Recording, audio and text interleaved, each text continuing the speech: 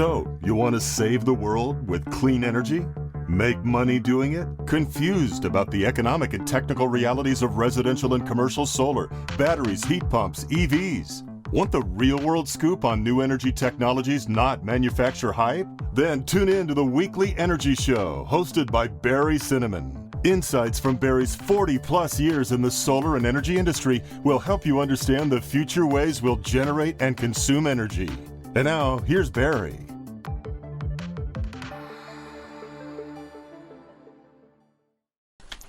Welcome to this week's Energy Show. Now, there are some people who just love roller coasters, or solar coasters, as the case may be. Our industry has a lot of ups and downs, and ever since I started in the late 70s, I've been seeing these ups and downs happen. It's great to hear from passionate industry pioneers who have managed to surf along all these ups and downs and still have a great attitude. So this week, our guest is Jeff Brown. I've known Jeff for almost 20 years, and he's been in solar for twice that. He initially was at Solar Heart All Valley, based in the Fresno area. Then we worked together at Akina Solar, and he's helped a few other solar companies, and now he's at JLM Energy. Now, in addition to his hands-on solar thermal, pool, and PV experience, Jeff has been an active board member at CalCea. So he really has his hands on the pulse of what's going on, literally on the roof. So welcome to the show, Jeff. Hey, thanks, Barry. All right. So tell us a little bit about your solar background from solar thermal and Akina and now with JLM. Okay, back in 1981, right out of high school, big old Sanger High, my dad bought the franchise for Solar Heart for the Kingston-Tulare County area, so right outside of Fresno here. And that's where we started. We just jumped into it, and within 2 years, we had 4 offices up and running. We're the nation's largest Solar Heart dealer.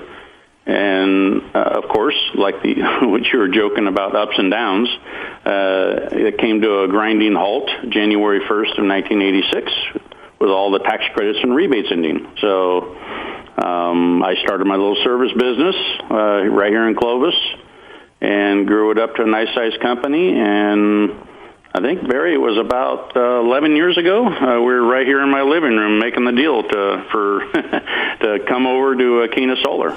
So it's been a ride. Yeah, it's been a ride. And then after Akina, tell me about how you ended up at JLM, kind of the next phaser. So immediately after Akina Solar, I jumped on as a national solar guy for Rheem. They own Solar Heart. And then it's interesting how much you're connected in my solar life. A year later, I got a phone call from a guy that you, Barry, and me met on our the 2005 Canadian trip, China trip, excuse me. We met Chris Stern from Canada, and he came calling, a year later in 2010 to go up to Canada and start up because they have a feeding tariff of 80 cents a kilowatt hour up there. Yeah, so boy. Yeah, it's funny. Jumped up there and got Pure Energy started. Yeah. The solar coaster, I guess, is going on in Canada too, except that it was mostly just an up and a down. We had a good time in 2005 on that bus in China, seeing all the early solar companies. That was a great trip. So, and then, within, of course, everyone knows how the whole Canadian story went. Within 4 months, the Canadian government kept stopping the program. Every good socialist country doesn't want anyone making money. So, and then, so how did you end up at JLM? Well, it was interesting. I've been looking at JLM for 2 years. Last couple of years, I've been following the company, been following LG, of course, and talking to different companies. And JLM is the one with, they have, I feel, the best technology out there. I heard that 2 years ago. Let's look, instead of looking at the batteries, look at the technology. So they have it's called DC regulation, symmetric DC regulation. They have a patent on, so they could take a kilowatt hour and do several things with it. Where basically all our competition's basically a time clock. Either go into the grid or go into the building at any given time. So about 5 months ago, I saw Aaron Clark an old-time friend. He was with a couple of other companies and recently running one of the largest companies in the nation. He jumped over to JLM and is our COO. So I gave him a call on Wednesday and went to work for him on Monday. All right. Well, we'll dive into a little bit more with JLM's technology, but first let's take a little detour. How's the solar thermal industry doing? Pools and domestic hot water? In the United States, natural gas is the enemy of solar thermal. Unfortunately, solar hot water heating hasn't done well at all. There's been some really good incentives and the tax credit. So there's been state rebates and the tax credit, but it's still not doing well at all. It's just people are so focused on and thinking on the whole solar electric side of the industry. Where solar thermal, there's what we call in marketing no pain factor. So, Barry, when it only costs you and your family, $15-20 a month for natural gas to heat your water heater, you're just not interested. Yeah. People aren't. It's not sexy enough.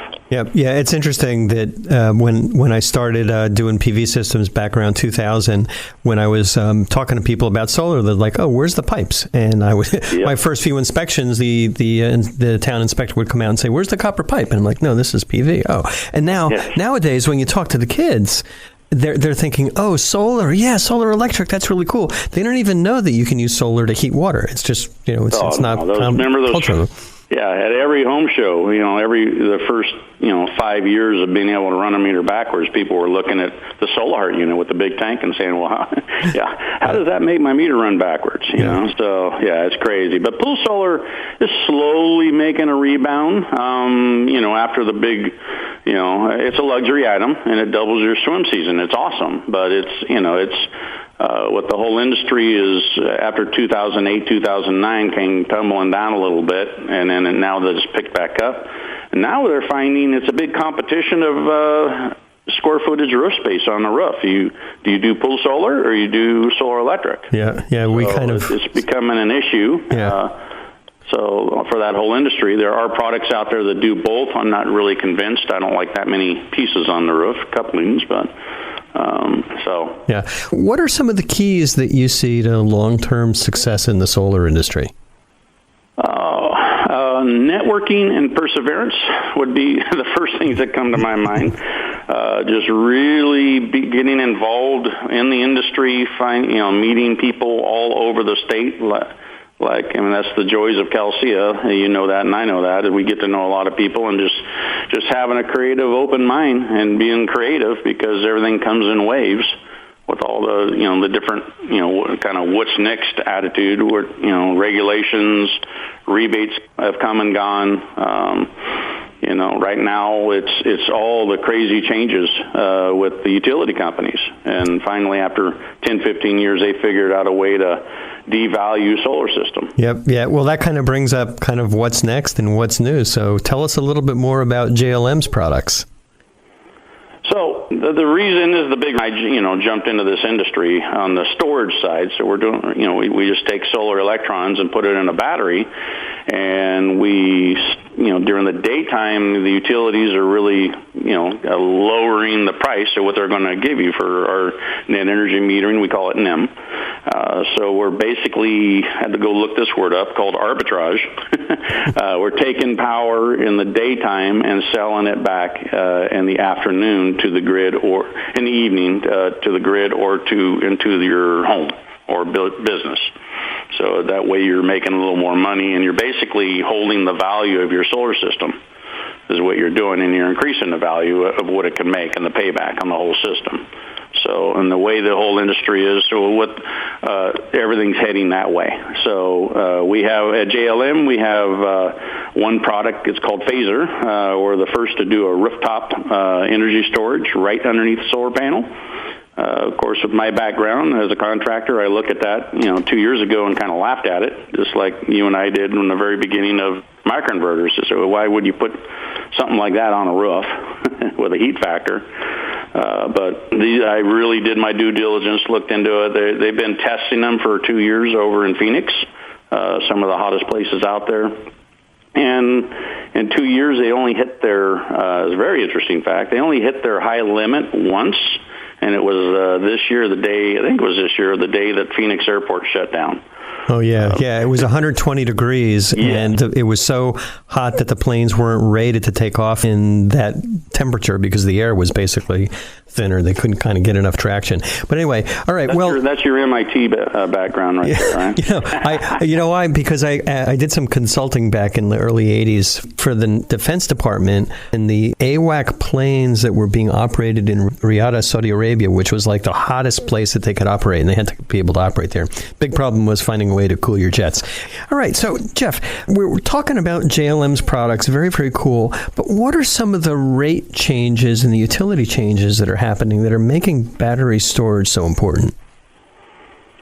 Yes, and what we've noticed in the last 2 years, I mean, for me and you, it was the biggest wake-up call and got me angry from my customers and passionate about this whole thing was, May of 2016 when PG&E just decided to eliminate E7, the original time of use that I've had since I was a kid, where noon to 6 was at a high rate, and then the rest of the day was at a lower rate. And as you know, those are very beneficial. So we call it like a turbocharger on a car.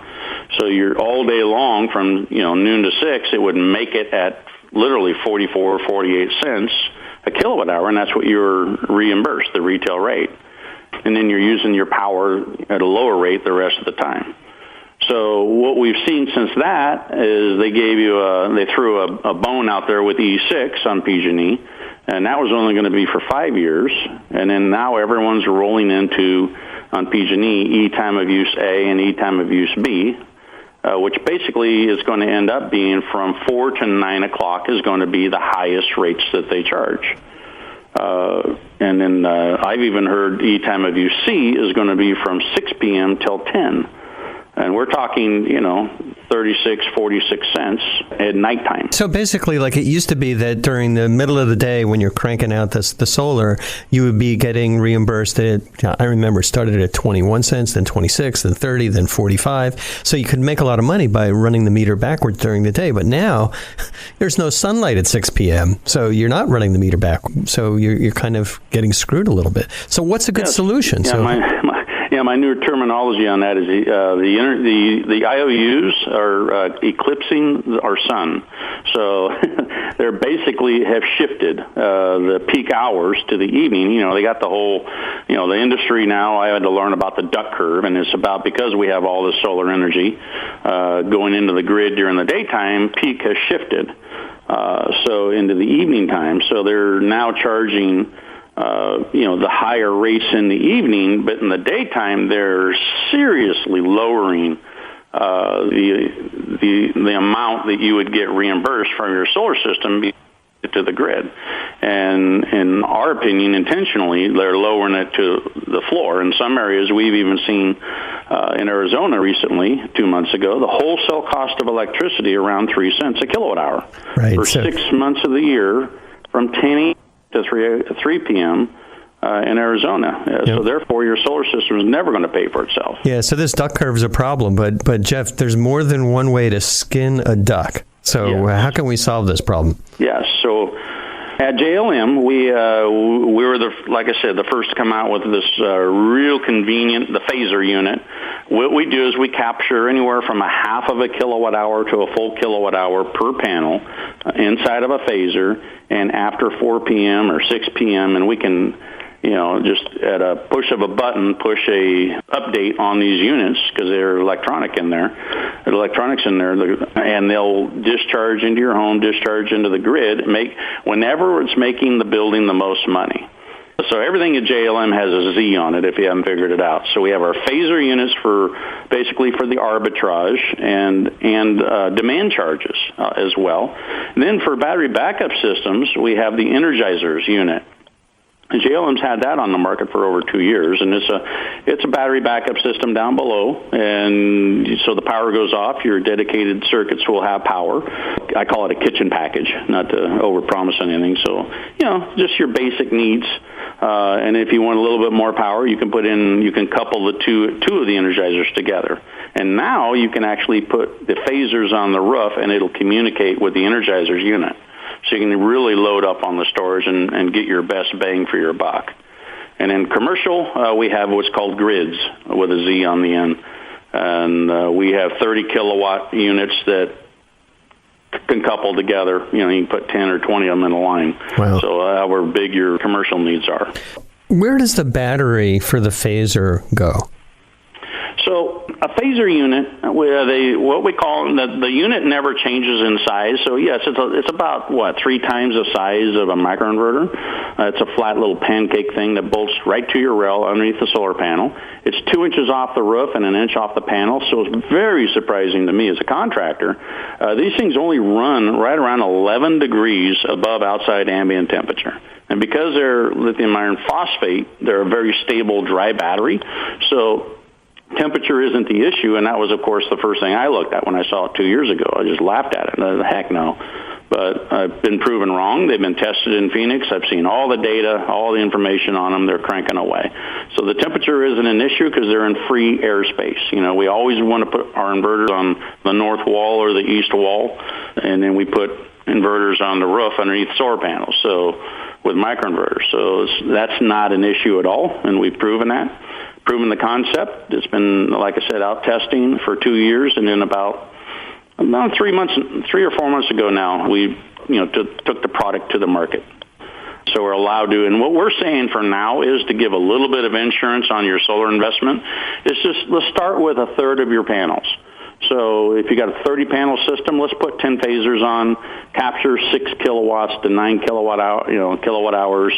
And then in the future, as rate changes, what that'll do is it'll prevent you from having to add more panels in just 3 years or 4 years or 5 years, like is what's going to happen to all new systems going in today, because the rates are going to keep changing.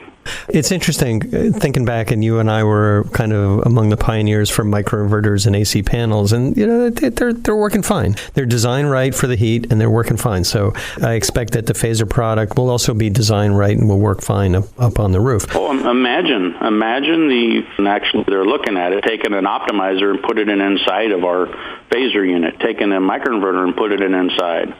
So you have basically from one manufacturer, big manufacturer, you have one panel that has the inverter, the storage, and the solar panel on your roof. Yeah. Now, by doing that, and even with the current phaser product, does it make it easier to get the building permit? Are there any special battery storage things that you have to convince the local inspector about, or is it a simpler installation than your traditional batteries and inverter and that whole thing?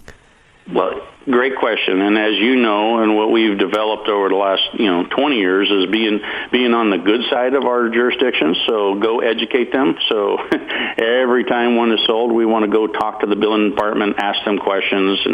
But yes, it is easier. And actually, the beautiful thing of the phaser units is your energy. Your energy system, your arbitrage system is installed by your solar roofing, your roofing guys, roof crew is what I'm trying to say. It's really simple. Literally about 15 to 20 seconds, the system's installed. It just plug and play. You take the 2 leads coming off of your solar panel, plug it into one side of our phaser. It comes out of the other side of the phaser right into your in-phase or your optimizer. And then that's it on the roof. And then down below, we have our monitoring we got some of the best monitoring that you can see everything on the way our product works. So you can see the demand coming, and demand is coming, by the way, for residential too. It's already hit Arizona and it's coming here. So explain what demand is. So demand charge is basically, here living in Fresno compared to you over in the nice cool Bay Area, we have to have these things called air conditioning. And, so at the middle of the summer in your home, when you've reached your biggest point of your highest electric bill, the utility companies look at that day and say, hey, you hit so many amps that day, so we're going to draw a threshold, and now we need to be able to supply you that much power at any given time. So we're going to put a standby charge for $10, $20, $30 on residential. and because you need that much power. And on our solar commercial projects, it could be 50% of the total bill. Yeah, There's these demand charges. Yeah, we're seeing that, and at Cinnamon Energy, we're starting to sell commercial systems here in Silicon Valley because the demand charges are sometimes $20 a kilowatt. And so if you're running a business and you have a 100 kilowatt peak demand, your bill just went up $2,000 just that month because of the demand charge. So, all right. No one really looked at it before. They were looking at it, and we've all been talking about it. But now with the 30% federal ITC as well as the SCHIP rebate, it really, and the cost of batteries coming down, and they're going to continue to come down. It's getting very lucrative. But again, as energy storage today is to hold the value of solar systems. That's what our message is. Yeah. All right. Well, how can people get in touch with you? Well, my email, it would be jeff.brown, BROWN, at jlmei.com. Phone number, be 559-417-4970. I'm located right here in Central California, and I can go anywhere, but I got the Central California area for JLM. All right. Excellent. Well, that's all the time we have on this week's Energy Show. Thanks, Jeff. This was a great discussion. Love to have you on as a guest another time. And thanks to all of our listeners for tuning in. If you missed any of today's show, you can always go to our website at cinnamon.energy and listen to the podcasts. So, you want to save the world with clean energy? Make money doing it? Confused about the economic and technical realities of residential and commercial solar, batteries, heat pumps, EVs? Want the real-world scoop on new energy technologies, not manufacturer hype? Then tune in to the Weekly Energy Show, hosted by Barry Cinnamon. Insights from Barry's 40-plus years in the solar and energy industry will help you understand the future ways we'll generate and consume energy. And now, here's Barry.